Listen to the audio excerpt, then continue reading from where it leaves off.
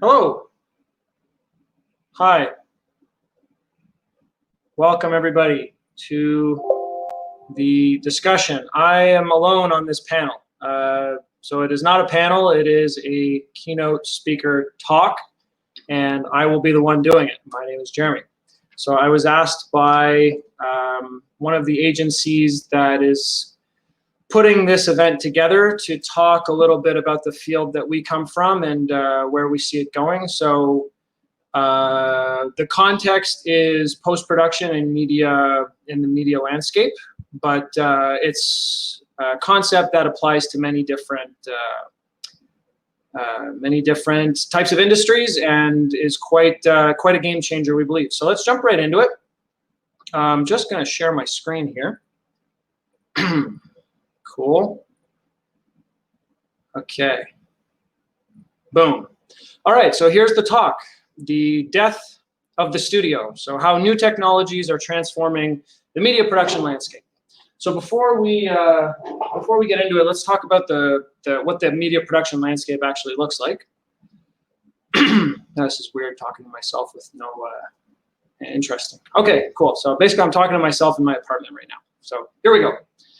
Starting off, first key player, the client, the buyer, the one with the money. These people make the world go around. They are the ones who essentially drive the activity of everybody else. Money is at the heart of everything in pretty much any industry. And essentially, what do these guys have? Money. And a cool way to think about what clients and buyers want, I believe, is to think about it in this sense. So clients don't only want results. Results can vary. There are many different caliber of results, many different nature of results, and that's not necessarily the only factor that goes into decision making. What clients want are a certain level of guarantee of a certain quality of results for as cheap as possible. A certain level of guarantee of a certain quality of result for as cheap as possible. That's what everyone's looking for. It's all about hitting that fine point. So for example, if I don't feel like, look, there's never a 100% guarantee, but if I don't feel like the guarantee is good enough, I'm willing to pay more. If I don't feel like the quality is good enough, I'm willing to pay more. That being said, if I don't feel like I need that level of quality, I don't want to spend money on quality that I don't need, right? So it's always about finding the right point for buyers. And this is the case for any industry, especially in the media production industry. On the other side, you've got people, workers. People actually provide the skills and effort that go into providing results. And most of us are falling into this category. So what do we want? We want money. And now, more than ever, we're starting to see that people also want fulfillment. They want to get a sense of purpose in what they do. So this is what the spectrum looks like. On the one hand, you've got the buyer, and on the one hand, you've got the provider. But here's the problem.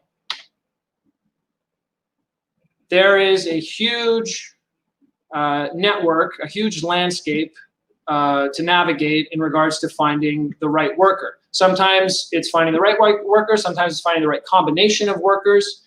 You never know as a buyer, and that's why these people exist.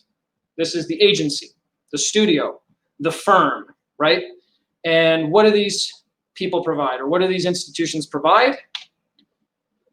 They provide a guarantee or a certain level of guarantee of a certain quality of result, except for they do it for as expensive as possible as they can get away with, because that's where the margin comes from, right?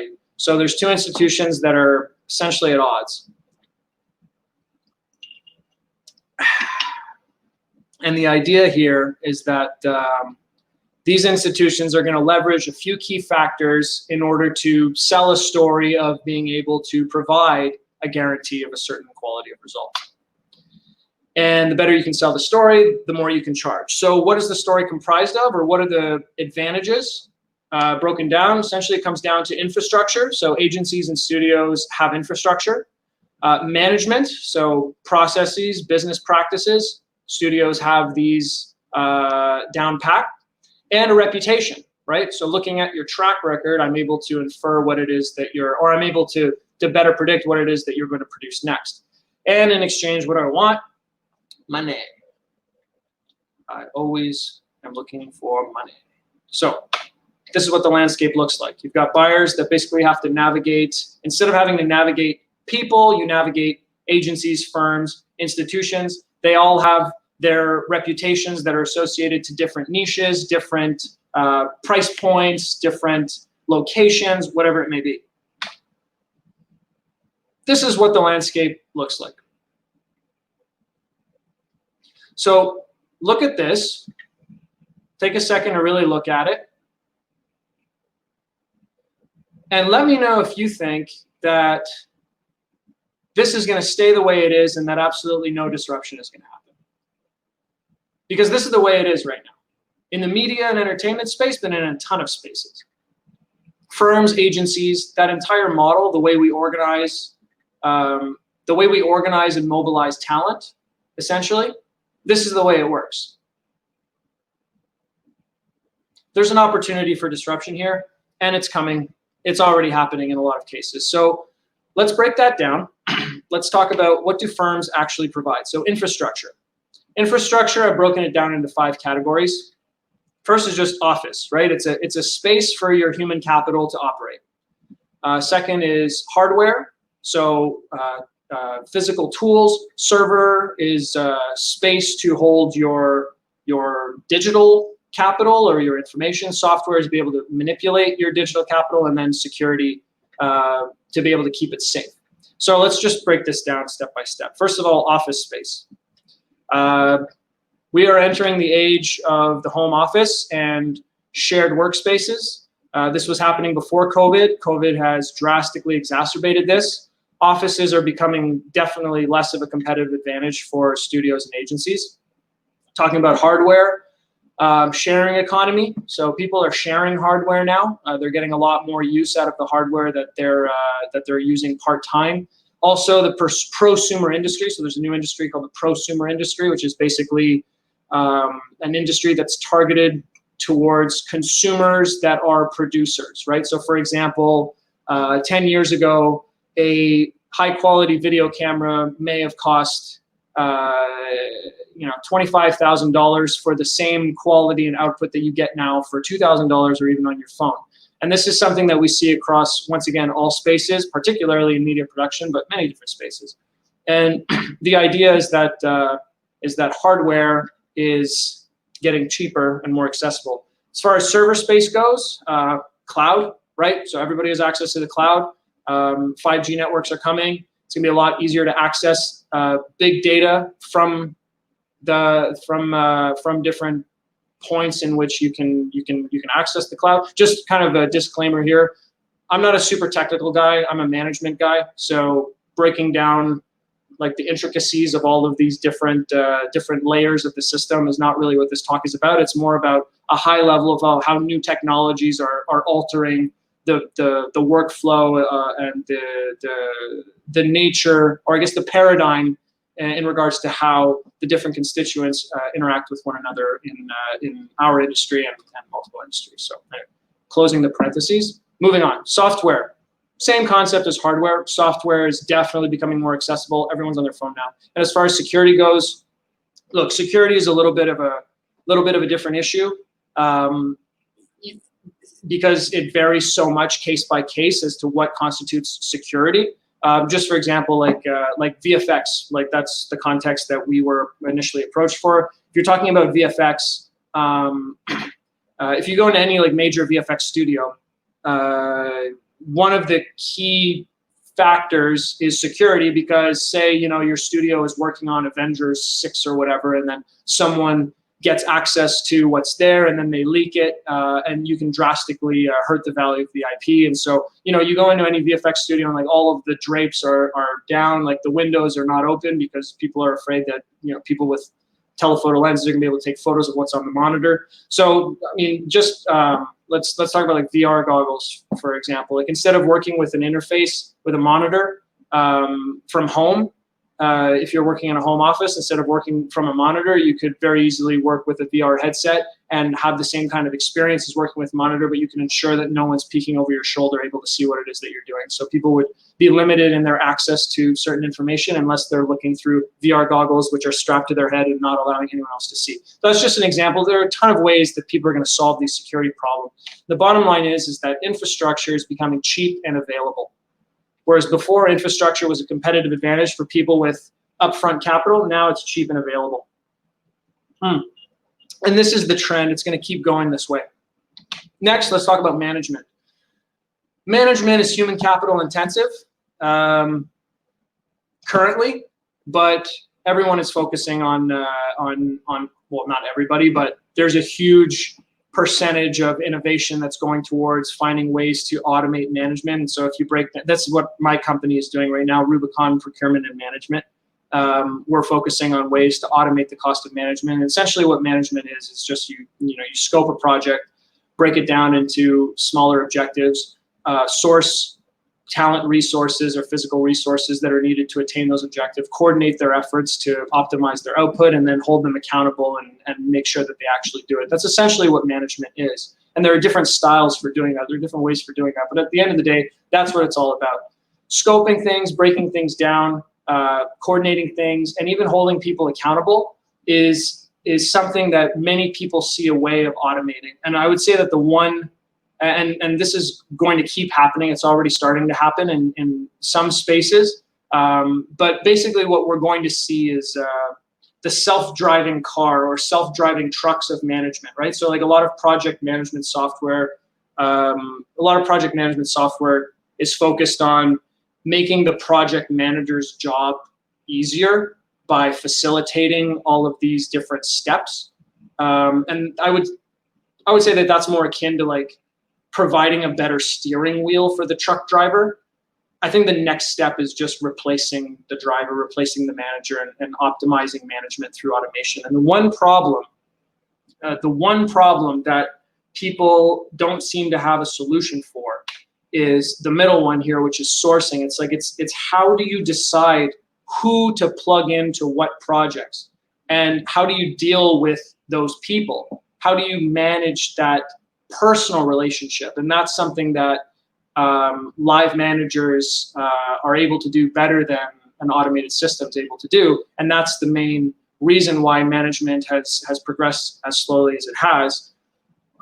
We believe that we have a solution for that on our end, and it has to do with peer-to-peer networks and gamification. So, and that brings me to my last point, which is what is something else that a studio can leverage is its reputation. So back to this slide, it's not only a question of business practices, it's a question of reputation. It's a question about the story that's associated to your brand. And really, when you think about it, the story that's associated to your brand isn't really your story. It's the story of your talent network. It's the story of your employees, the people that you outsource to. It's a story of the combination of people that have gone towards producing the results that you as a firm or a studio or agency have stamped your logo on, and presented to the world, because you provide that added value of being able to understand your industry better than your buyer can, right?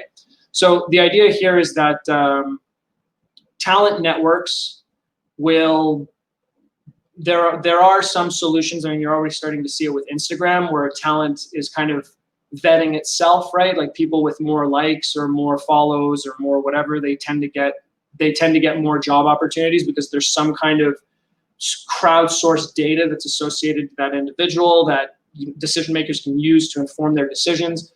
But Instagram wasn't really built for that. It kind of became that over time.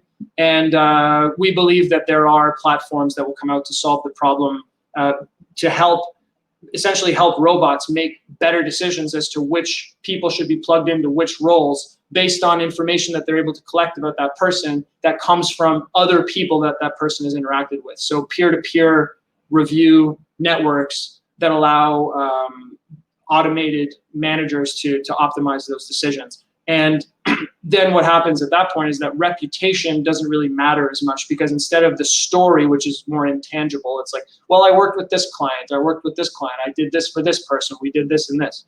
It's more a question of breaking that down into multiple data-driven decisions, which is happening in a lot of spaces. It's just not necessarily happening in talent procurement the way that it will as these platforms evolve and become widely accessible. So here's what we envision the landscape looking like.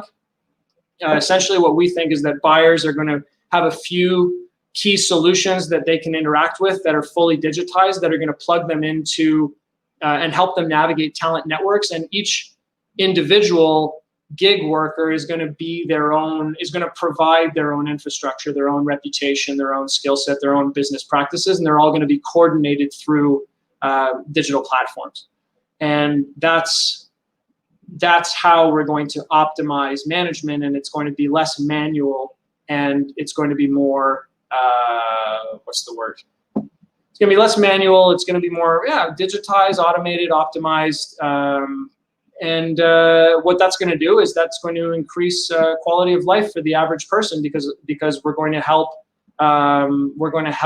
improve opportunity distribution. There's no way that manual managers can give everybody a chance who necessarily deserves it. I mean, it's limited to personal networks, right? So a robot that can give everyone an equal chance, and then look at how people are able to capitalize on the chances that they're given to make decisions as to what kind of opportunities they're going to get next.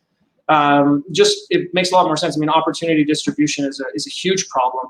It's the main cause of wealth inequality, which is one of the biggest problems plaguing our world today. So, and a ton of other things, putting people in the right place so that they're personally fulfilled, personal wellness goes up, everyone's happier. And if people are happier, then productivity goes up, productivity curve goes up, then, quality of life goes up. So bottom line is, this is the vision that we see.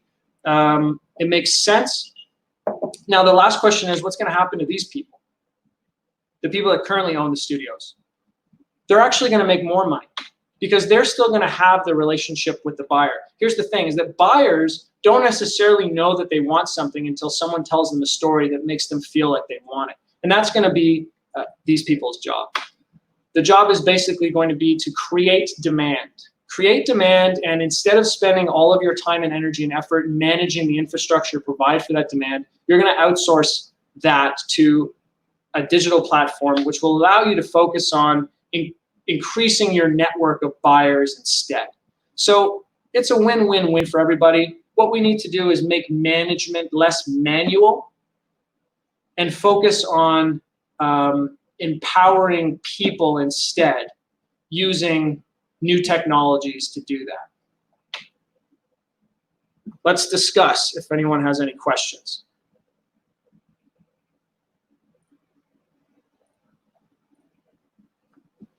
So I guess, I'm not sure if, I hope everyone heard that. I didn't really check to see if anyone was, I didn't really check to see if it was working. I'm assuming it was working. My stage manager here is telling me that it was. So far there are no questions.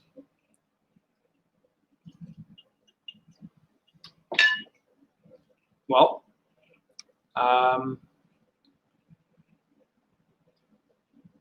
if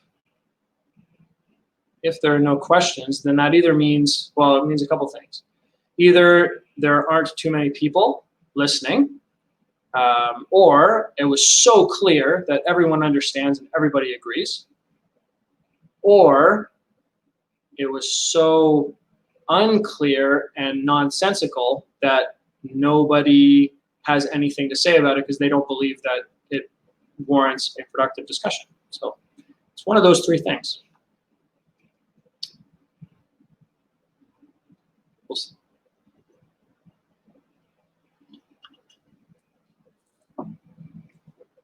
Give me one question, like challenge me. I just made a pretty big claim. I just said it's like the firms and agencies are gonna disappear. I mean, that so many people are gonna have their lives changed.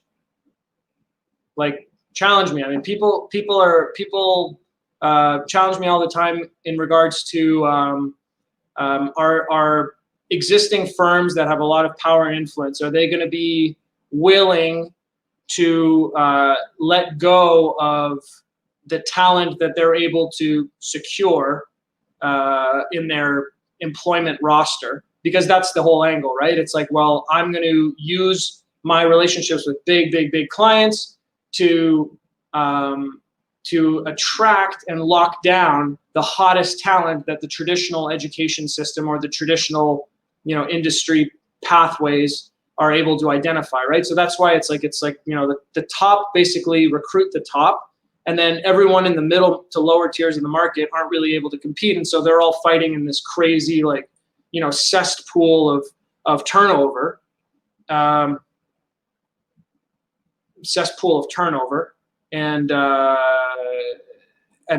that's a problem. That's a huge problem, and that's just indicative of, once again, like, distribution of opportunities is not necessarily just because you got there first. Basically, just because you got there first because you happen to be in the right place at the right time, or because you're older, that's not a good reason to be where you are necessarily. Just because you got there first, if you spotted the opportunity first and you jumped on it, good for you, awesome, great. But 20 years down the road, I understand you deserve to be where you are. It's not a question of that. But if you look at it globally, it's not really the best for all of us. And what's not the best for all of us is not the best for you either. It's better for you than it is for everybody else, because, well, you have all of the power and the leverage, which is great, good for you. The problem is that maybe there are 20, 30, 40 other institutions or groups of people that actually would do what you do better, but no one will ever know it because they're not there and they're not able to get the traction to, justify getting in that position at one point. And that's an issue. That makes it so that we have a ton of untapped potential in our society, a ton of untapped potential. And it's all because of manual management. Manual management. It's all about finding a way to increase distribution of opportunity, instill more meritocracy, and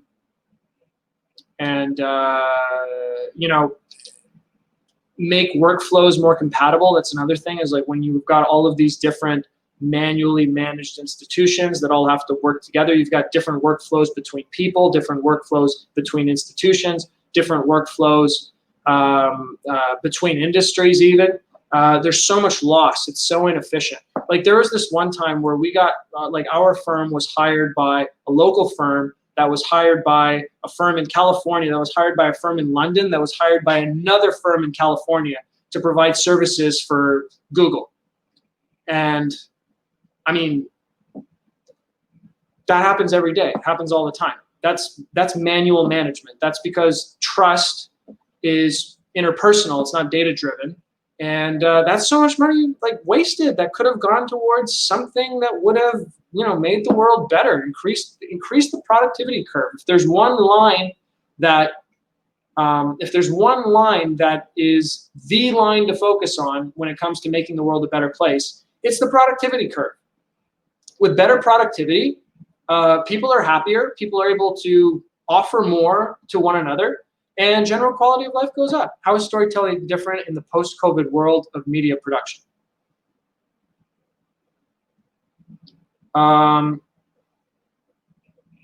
Storytelling hasn't changed. The medium by which we tell stories, and maybe the reasons for which we tell stories, are different. Storytelling is in our DNA. Story is part of our DNA. There are storytelling archetypes. Narrative archetypes. There's 7 of them. Basically, I forget who said that, but basically there's 7 stories really, and every story that you hear is some kind of regurgitation of the 7 basic stories. And the way that we understand the world is through stories, right? Well, this happened, and then this happened, and then this happened. That's a story. You actually aren't able to really understand the world unless you translate the data that comes into your head and translate it into a story. So storytelling doesn't change. It can't. It's the fundamental basis that human beings use to understand the world. The medium may have changed. I think that a lot of mobile storytelling is super hot right now. I'd say there's a huge boom when it comes to low quality, high volume video content. And that's not, by the way, that's not really to the advantage of the major studios, because, oh, another one. How will the prototype version of the software product you completed in 2020 fundamentally change your industry? Okay, that's a good question.